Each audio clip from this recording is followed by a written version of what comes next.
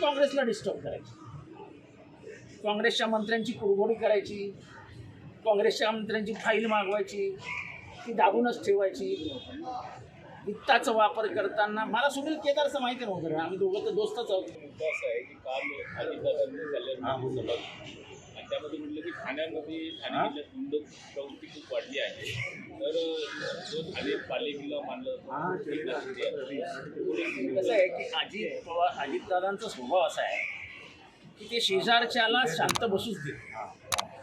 पण त्यांचं वागणं गेले अनेक वर्ष बघत आहे, खास करून आमची आघाडी झाल्यानंतर तर बघतच आलो नाही.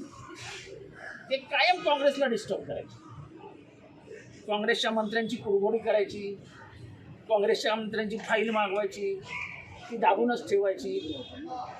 वित्ताचा वापर करताना मला सुनील केदारचं माहिती नव्हतं, आम्ही दोघं तर दोस्तच आहोत. त्याची फाईल कशी दाबून ठेवली, त्याच्या विभागात कसं आहे, काँग्रेसच्या प्रत्येक मंत्र्याच्या विभागात ते इंटरव्ह्यू आणि त्यामुळे त्या आघाडीत नेहमी धुसफूस जातो. त्यांचा स्वभाव तिथे गेल्यावर बदलेल शक्य नव्हतं. त्यामुळे इथेही ते टपल्या मारण्याचं काम चालूच ठेवणार. आता जेव्हा ते ठाण्यात येतात आणि ठाण्यात गुंडगिरी वाढली आहे असं म्हणतात, तेव्हा नेमका बाळ कोणावर आहे? माझ्या दृष्टीने तो एकनाथ शिंदेवर आहे.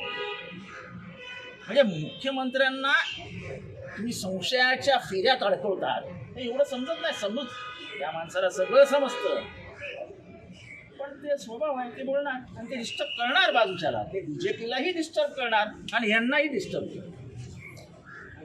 याला त्याच्यात नवीन नाही आहे, मला काही ते असं काही नवीन गिवीन वाटत नाही. त्याचा मूळ स्वभाव आहे की लोकांना शांत बसू द्यायचं नाही. राजकारणातील प्रत्येक अचूक बातमीचे सर्वात आधी अपडेट्स मिळवण्यासाठी सरकारनामाच्या सर्व सोशल मीडिया प्लॅटफॉर्मला लाईक, फॉलो आणि सबस्क्राईब करा. तसंच सर्व नोटिफिकेशनसाठी बेल आयकॉन प्रेस करायला विसरू नका.